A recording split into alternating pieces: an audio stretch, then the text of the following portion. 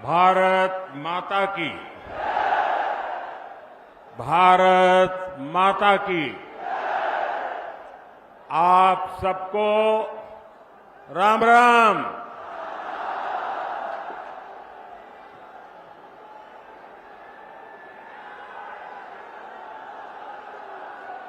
मेरठ की ये धरती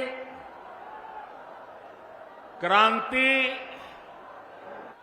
और क्रांति वीरों की धरती है। इस धरती पर बाबा अवगढ़ धाम उसका आशीर्वाद है। इस धरती ने चौधरी चरण सिंह जैसे महान सपूत देश को दिए हैं। हमारी सरकार को उन्हें भारत रत्न देने का सौभाग्य मिला है। मैं चौधरी साहब को आदरपूर्वक श्रद्धांजलि अर्पित करता हूं, नमन करता हूं। साथियों, मेरठ की इस धरती के साथ ही मेरा कुछ अलग ही रिश्ता है।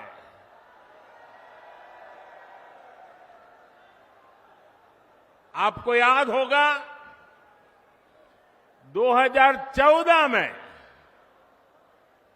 और 2019 में मैंने अपने चुनाव अभियान की शुरुआत यहीं मेरठ से की थी।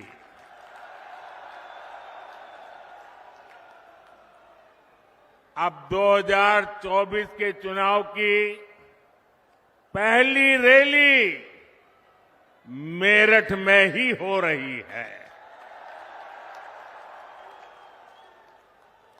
साथियों, 2024 का ये चुनाव सिर्फ एक सरकार बनाने का चुनाव नहीं है। कौन सांसद बने कौन न बने इसका चुनाव नहीं है। 2024 का चुनाव विकसित भारत बनाने के लिए है।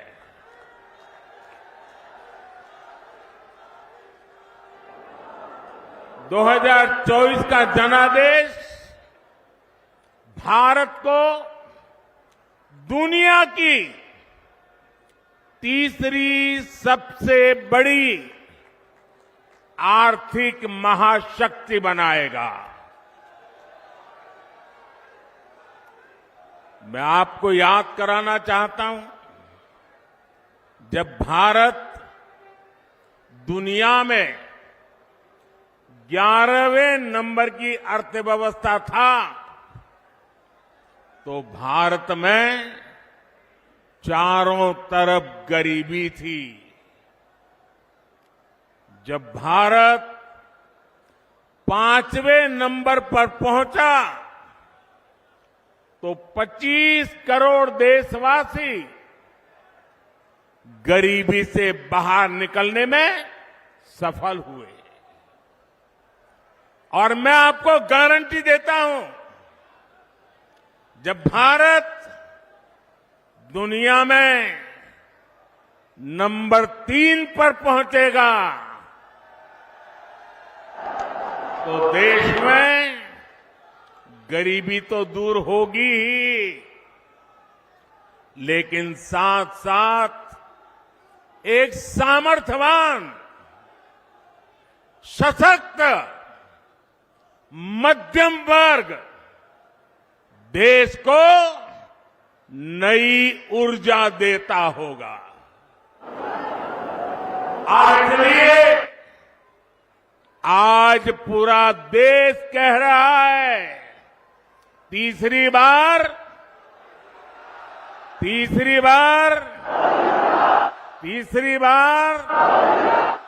4 जून 4 जून साथियों, मैंने लाल किले से कहा था, यही समय है, सही समय है। भारत का समय आ गया है। भारत चल पड़ा है। आज भारत में तेजी से आधुनिक इंफ्रास्ट्रक्चर बन रहा है। आज भारत इंफ्रास्ट्रक्चर के निर्माण पर अभूतपूर्व निवेश कर रहा है। आज हर सेक्टर में नौजवानों के लिए अनगिनत नए अवसर बन रहे हैं। आज देश की नारी शक्ति नए संकल्पों के साथ आगे आ रही है। आज भारत की साख दुनिया भर में, भारत की साख नई ऊंचाई पर है। इतना ही नहीं, पूरी दुनिया भारत को भरोसे से देख रही है।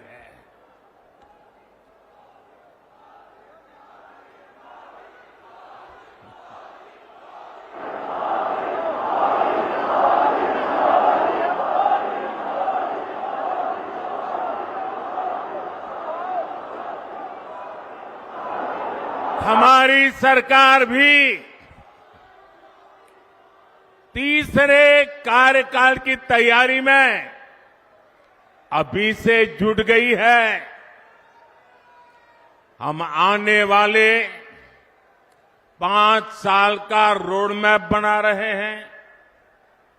नई सरकार बनने के बाद पहले 100 दिनों में हमें कौन कौन से बड़े फैसले लेने हैं, इस पर तेजी से काम चल रहा है। पिछले 10 वर्षों में विकास का जो मोमेंटम बना, वो अब और तेजी से आगे बढ़ेगा।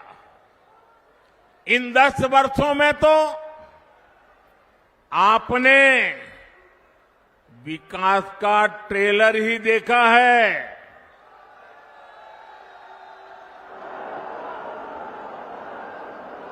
अभी तो हमें देश को बहुत आगे लेकर जाना है। भाइयों बहनों, मोदी को आज की पीढ़ी के साथ ही आने वाली पीढ़ियों की भी चिंता है। देश की आने वाली पीढ़ियों को पुरानी चुनौतियों में अपनी ऊर्जा ना खपानी पड़े, मैं इसके लिए भी काम कर रहा हूं। एनडीए सरकार के 10 साल का रिपोर्ट कार्ड आपके सामने है। इन 10 सालों में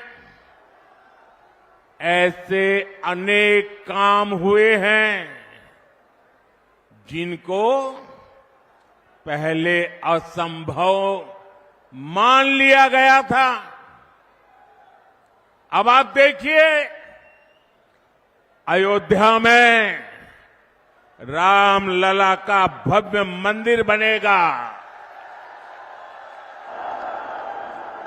ये लोगों को असंभव लगता था, लेकिन राम मंदिर भी बना है और हर रोज वहां लाखों लोग दर्शन के लिए भी जा रहे हैं। और आपने देखा है, ब्रज में कान्हा और राधा तो हर बार की तरह होली खेले ही। इस बार अवध में रामलला ने भी खूब होली खेली।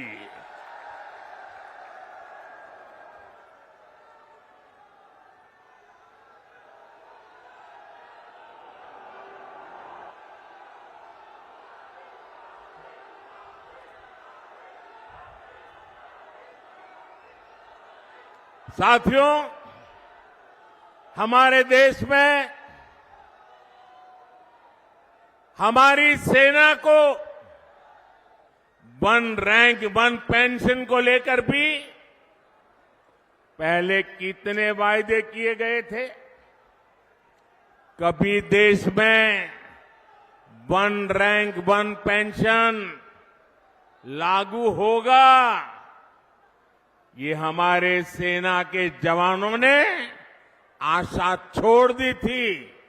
ये भी असंभव लगता था, लेकिन हमने न सिर्फ वन रैंक वन पेंशन लागू किया, बल्कि हमारे देश की सीमाओं की रक्षा करने वाले पूर्व सैनिकों को उनके हक का 1,00,000 करोड़ रुपए से ज्यादा दिया। साथियों, 3 तलाक के विरुद्ध एक सख्त कानून भी लोगों को असंभव लगता था। आज 3 तलाक के खिलाफ न सिर्फ कानून बन चुका है, बल्कि ये हजारों मुस्लिम बहनों की जिंदगी भी बचा रहा है। लोकसभा और विधानसभाओं में महिलाओं को आरक्षण भी पहले असंभव लगता था, लेकिन नारी शक्ति वंदन अधिनियम आज सच्चाई बन चुका है। साथियों, जम्मू कश्मीर में आर्टिकल 370 कभी हटेगा, ये भी लोगों को असंभव लगता था, लेकिन आर्टिकल 370 भी हटा है और जम्मू कश्मीर का तेज विकास भी हो रहा है। और इसलिए आज लोग बीजेपी के 370 सीटों का आशीर्वाद भी दे रहे हैं। साथियों, ये मोदी गरीबी से तपकर आज यहां पहुंचा है, और इसलिए हर गरीब का दुख, हर गरीब की पीड़ा, हर गरीब की तकलीफ मोदी भली भांति समझता है। और इसलिए हमने गरीब की हर चिंता को दूर करने के लिए योजनाएं बनाई। गरीब को इलाज की चिंता न हो, इसलिए हमने 5 लाख रुपए तक के मुफ्त इलाज वाली आयुष्मान योजना बनाई। गरीब को राशन की चिंता न हो, इसलिए हमारी सरकार 80 करोड़ जरूरतमंदों को मुफ्त राशन दे रही है। जिसको किसी ने नहीं पूछा, उसको मोदी ने पूजा है।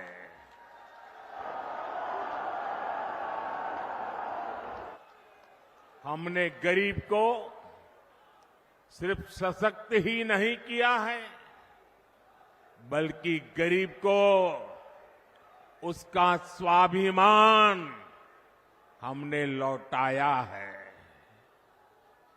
ये हमारी सरकार है जिसने 50 करोड़ गरीबों के बैंक खाते खोले। ये हमारी सरकार है जिसने 4 करोड़ गरीबों को पक्के घर बनाकर दिए हैं। ये हमारी सरकार है जिसने 11 करोड़ से ज्यादा शौचालय बनाकर महिलाओं की गरिमा की रक्षा की है।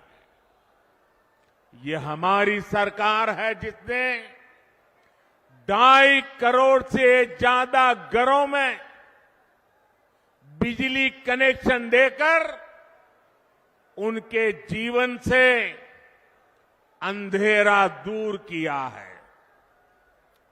भाइयों और बहनों, बीते 10 वर्ष देश में माताओं, बहनों, बेटियों के लिए सुविधा, सुरक्षा और सम्मान के रहे हैं।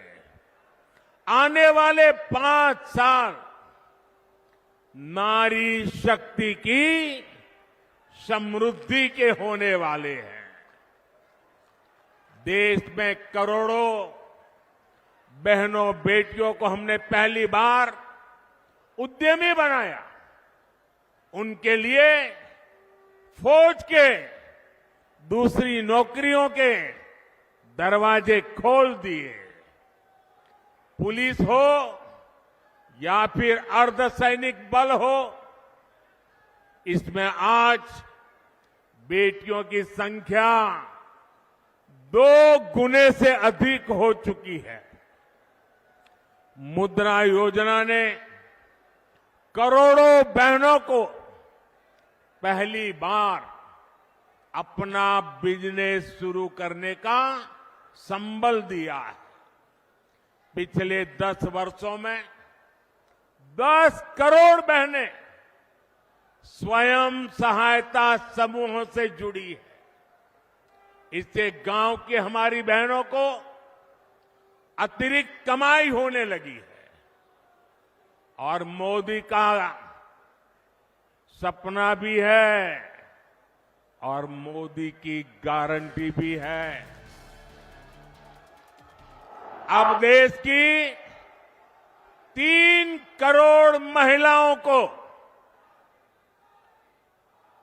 ये मोदी की गारंटी सुन लीजिए और 2029 में मेरे से हिसाब भी मांग लेना। ये मोदी की गारंटी है। 3 करोड़ महिलाओं को लखपति दीदी बनाने पर काम कर रहा है। साथियों, नमो ड्रोन दीदी योजना भी गांव में बहनों का भाग्य बदलने जा रही है। इसके तहत महिला स्वयं सहायता समूहों को आधुनिक ड्रोन दिए जा रहे हैं। ये ड्रोन हमारी खेती का भविष्य बदलने वाले हैं, खेती का काम आसान करने वाले हैं। जब गांव की बेटियां ड्रोन पायलट बनेगी तो उनका गौरव भी बढ़ेगा, उनकी कमाई भी बढ़ेगी और किसानी भी सरल हो जाएगी। साथियों, बीते 10 वर्षों में देश ने देखा है कि भ्रष्टाचार के खिलाफ कितनी बड़ी लड़ाई हमने शुरू की है। हमने सुनिश्चित किया है गरीब का पैसा बीच में कोई और न हड़प पाए। हमारी सरकार ने कागजों से 10 करोड़ फर्जी लाभार्थी हटाए हैं। आप हैरान हो जाएंगे। पहले ऐसी सरकार चलती थी जिसका जन्म नहीं हुआ, ऐसे लोगों के नाम पर पैसे जाते थे। ऐसे 10 करोड़ नाम हटाने की मोदी ने हिम्मत की है। और ऐसा करके हमने आपके देशवासियों के 3.25 लाख करोड़ रुपए गलत हाथों में जाने से बचाए हैं। लेकिन भाई और बहनों, मैं भ्रष्टाचार पर कार्रवाई कर रहा हूं, इससे कुछ लोग बौखला गए हैं।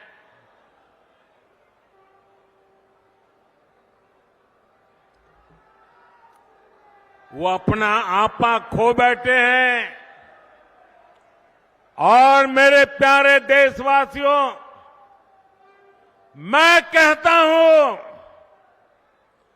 मोदी की गारंटी कहती है, मोदी का मंत्र है, भ्रष्टाचार हटाओ। वो कहते हैं, भ्रष्टाचारी बचाओ। ये चुनाव इन 2 खेमों की लड़ाई है।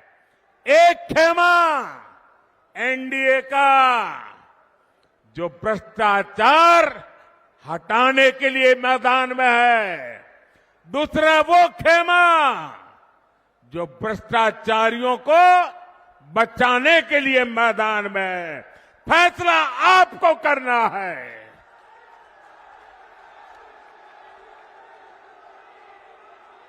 क्या भ्रष्टाचारियों को बचाना है? क्या भ्रष्टाचारियों को बचाना है?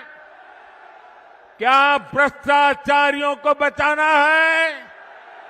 भ्रष्टाचार जाना चाहिए कि नहीं जाना चाहिए? भ्रष्टाचार हटना चाहिए कि नहीं हटना चाहिए? भ्रष्टाचार खत्म होना चाहिए कि नहीं होना चाहिए? और इसलिए भाइयों बहनों, जब मोदी पूरी ताकत से भ्रष्टाचार के खिलाफ लड़ाई लड़ रहा है, तो इन लोगों ने मिलकर एक इंडी गठबंधन भी बना लिया है। इनको लगता है कि मोदी इनसे डर जाएगा, लेकिन मेरे लिए मेरा भारत मेरा परिवार है। मेरा भारत मेरा परिवार है। मैं अपने देश को भ्रष्टाचारियों से बचाने के लिए जो कदम उठाए जा रहे हैं, उनके खिलाफ एक बहुत बड़ी लड़ाई लड़ रही हूं। और इसलिए बड़े बड़े भ्रष्टाचारी आज सलाखों के पीछे हैं।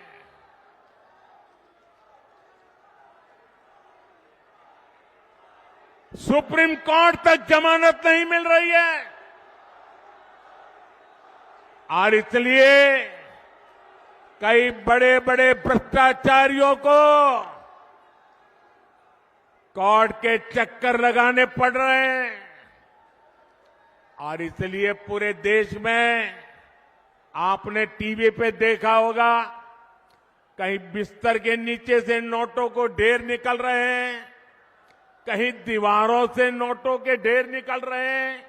और अभी तो मैंने देखा, वॉशिंग मशीन में नोटों के ढेर थे।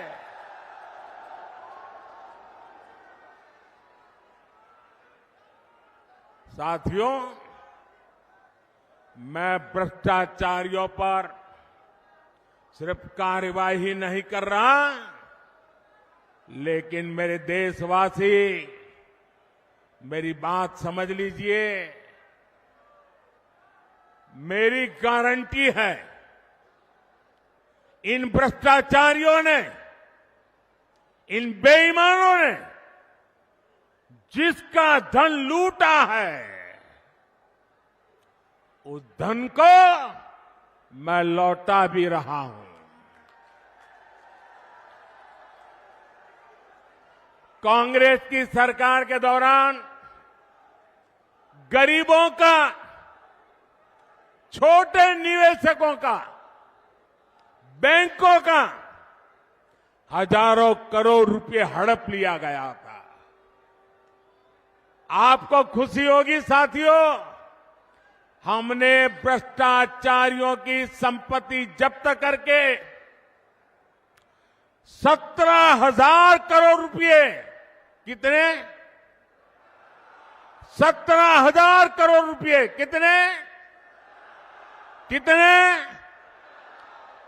17,000 करोड़ रुपए से ज्यादा मैंने उन जिनके पैसे गए थे उनको वापस लौटा दिया है। जिनका पैसा गया है उनके पैसे वापस मिले, इसके लिए मैं लगातार काम कर रहा हूं। ईडी ने जो संपत्ति जब्त की है, और अगर रिकॉर्ड मिलता है ये जिसके पैसे हैं उसी से पैसे गए हैं, तो मोदी आपके पैसे वापस दिलवाने के लिए जी जान से लड़ने वाला है। और मैं आज मेरठ की ये धरती, क्रांतिकारियों की धरती, वीरों की धरती से भ्रष्टाचारियों को साफ साफ कह रहा हूं, भ्रष्टाचारी कान खोल के सुन ले। ये मोदी पर चाहे कितने भी हमले करे, ये मोदी है, रुकने वाला नहीं है।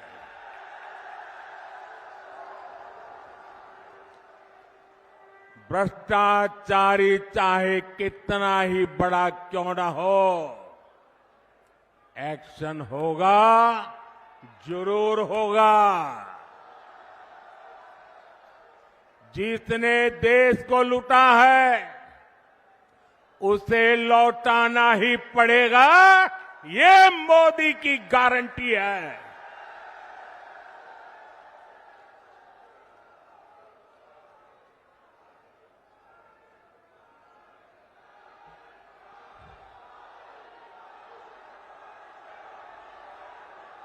साथियों, मेरठ की इस धरती का देश की अखंडता और एकता से बड़ा रिश्ता रहा है। ये स्वतंत्रता सेनानी वीर मंगल पांडे की कर्मभूमि है। ये धरती धनसिंह कोतवाल जैसे शूरवीर की धरती है। शौर्य की इस धरती से आज मैं पूरे देश को बताना चाहता हूं कि कैसे कांग्रेस और इंडी अलायंस देश की अखंडता और देश की एकता को तोड़ते रहे हैं। आज ही कांग्रेस का ये एक और देश विरोधी कारनामा देश के सामने आया है। तमिलनाडु में भारत के समुद्री तट से कुछ दूर, कुछ किलोमीटर दूरी पर श्रीलंका और तमिलनाडु के बीच में समंदर में एक टापू है, एक द्वीप है, कच्चा थीवू, अलग अलग नाम भी लोग बोलते हैं, कच्चा थीवू। ये द्वीप सुरक्षा की दृष्टि से बहुत महत्वपूर्ण है। देश आजाद हुआ तब हमारे पास था और ये हमारे भारत का अभिन्न अंग रहा है। लेकिन कांग्रेस ने 4-5 दशक पहले कह दिया कि ये द्वीप तो गैर जरूरी है, फालतू है, यहां तो कुछ होता ही नहीं है। और ये कहते हुए मां भारती का एक अंग आजाद भारत में ये कांग्रेस के लोगों ने, इंडिया अलायंस के साथियों ने मां भारती का एक अंग काट दिया और भारत से अलग कर दिया। देश कांग्रेस के रवैये की कीमत आज तक चुका रहा है। भारत के मछुआरे मछली पकड़ने के लिए समंदर में जाते हैं, तमिलनाडु के हैं, केरल के हैं, पुडुचेरी के हैं, तेलंगाना के हैं, आंध्र के हैं, इस द्वीप की तरफ जाते हैं तो इन्हें गिरफ्तार कर लिया जाता है, उनकी बोट को कब्जा कर लिया जाता है। ये कांग्रेस के पाप का परिणाम है कि हमारे मछुआरे आज भी सजा भुगतते चले जा रहे हैं।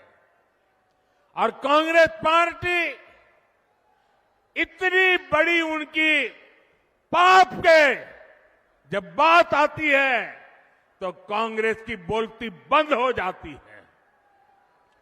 डीएमके जैसे दल जो कांग्रेस के साथी हैं, वे भी मुंह पे ताला लगा करके बैठ जाते हैं।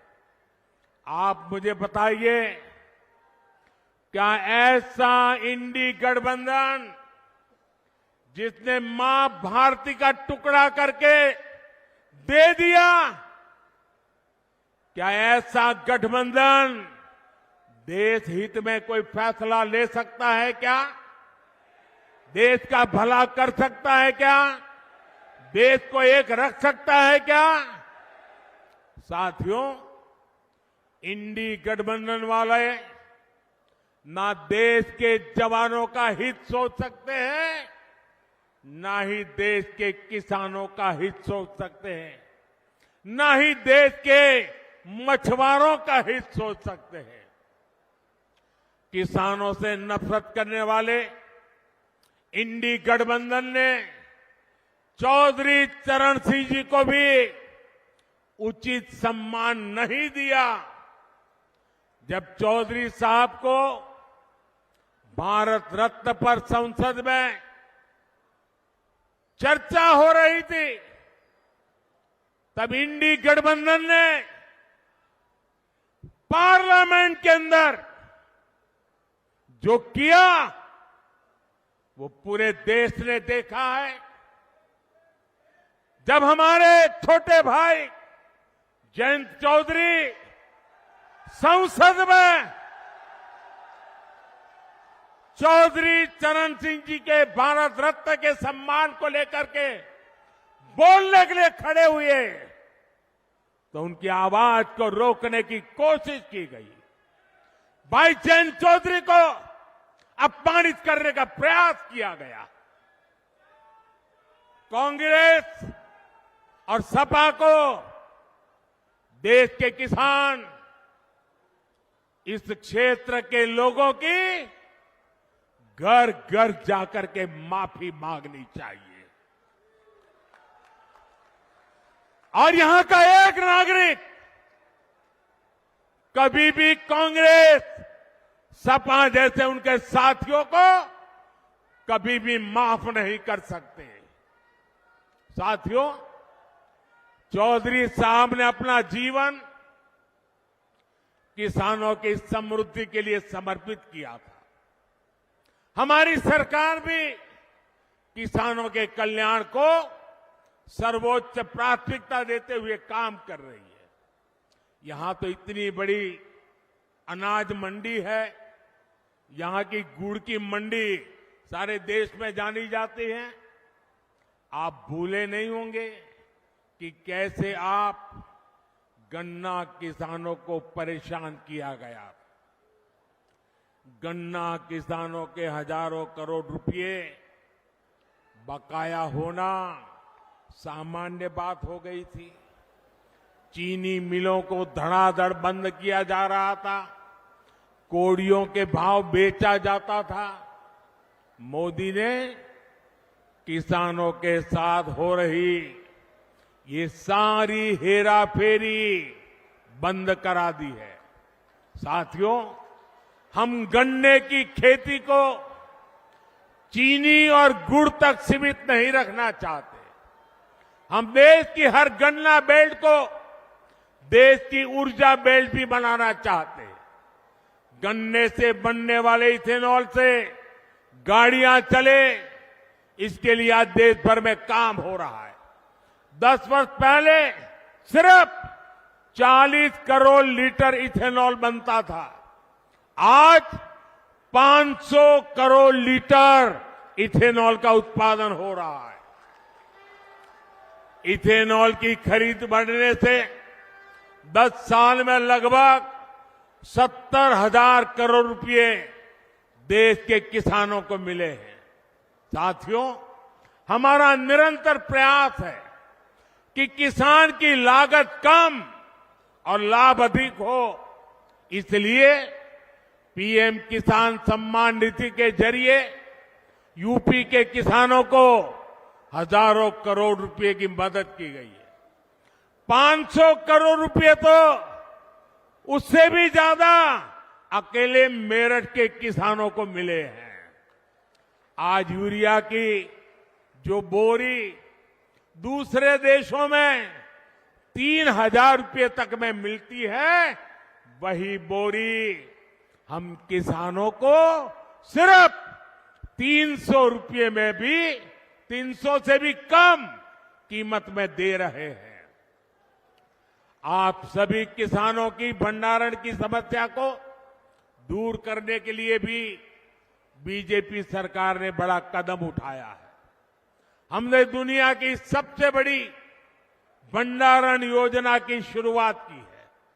इसके तहत देश में 2 लाख से ज्यादा गोदाम बनाए जा रहे हैं। हमारी सरकार मिलेट्स श्री अन्न के लिए जो अभियान चला रही है, उसका भी बड़ा फायदा छोटे किसानों को मिल रहा है। भाइयों और बहनों, एनडीए सरकार आपके पैसे बचे इस दिशा में लगातार काम कर रही है। हमने कम बिजली से ज्यादा रोशनी देने वाले एलईडी बल्ब की योजना बनाई। इससे गरीब और मध्यम वर्ग के बिजली बिल में हजारों करोड़ रुपए बचे। अब हम एक नई योजना लेकर आए हैं और मैं तो चाहूंगा इस क्षेत्र के लोग इस योजना का भरपूर फायदा उठाएं। हमारी नई योजना है पीएम सूर्य घर मुफ्त बिजली योजना। इसके तहत आपके घर का बिजली का बिल 0,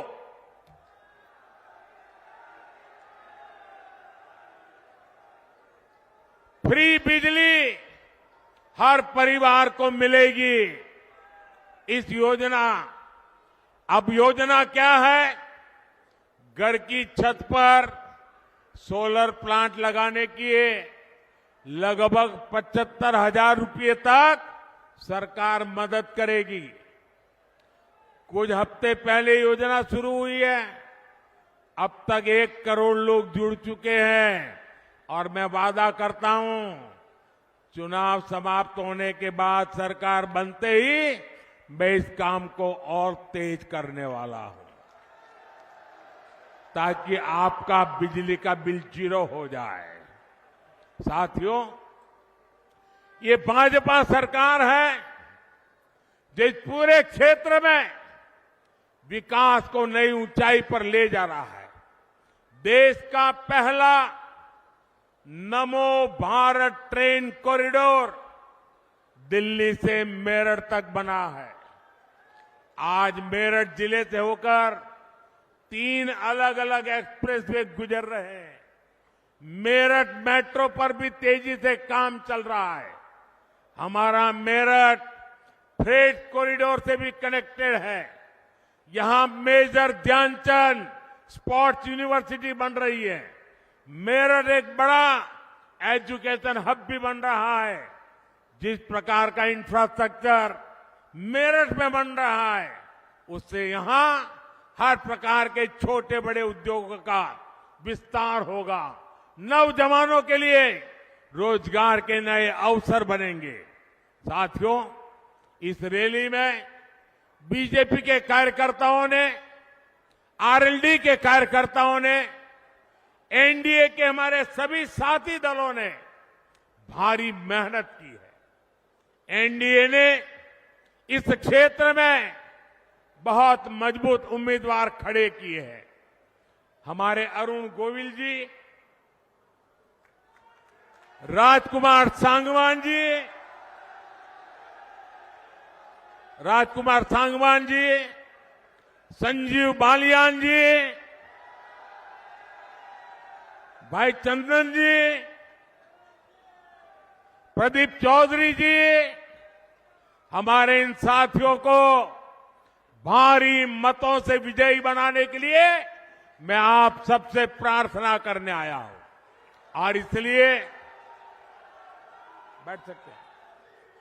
इसलिए 19 अप्रैल और 26 अप्रैल को आप गर्मी कितनी क्यों न हो, वोट डालने के लिए जरूर निकलना है। वोट डालेंगे ना, और ऐसे भी डलवाएंगे ना, घर घर जाएंगे ना। आपका वोट विकसित भारत के लिए होगा। आपका वोट देश हित में और बड़े निर्णय के लिए होगा। और इसलिए आप मेरे साथ बोलिए, आप सब मेरे साथ बोलिए, विकसित भारत के लिए 400 पार, विकसित भारत के लिए, विकसित भारत के लिए, गरीबी से मुक्ति के लिए, गरीबी से मुक्ति के लिए, युवाओं को नए अवसर के लिए, युवाओं के नए अवसर के लिए, नारी सशक्तिकरण के लिए, नारी सशक्तिकरण के लिए, किसानों की समृद्धि के लिए, भ्रष्टाचारियों को जेल भेजने के लिए। साथियों, आप मेरा एक काम करेंगे? ऐसे नहीं, हाथ ऊपर करके बताइए। मेरा एक काम करेंगे? ये मेरा पर्सनल काम है, करेंगे? चुनाव वाला काम नहीं है, करेंगे? पक्का करेंगे? मेरा काम बहुत छोटा सा है। आप घर घर जाना और हर घर जाकर के कहना, हमारे मोदी जी मेरठ आए थे और मोदी जी ने आपको प्रणाम भेजा है। मेरा प्रणाम घर वगैरह पहुंचा दीजिए। मेरे साथ बोलिए, भारत माता की, भारत माता की, भारत माता की, भारत माता की। बहुत बहुत धन्यवाद।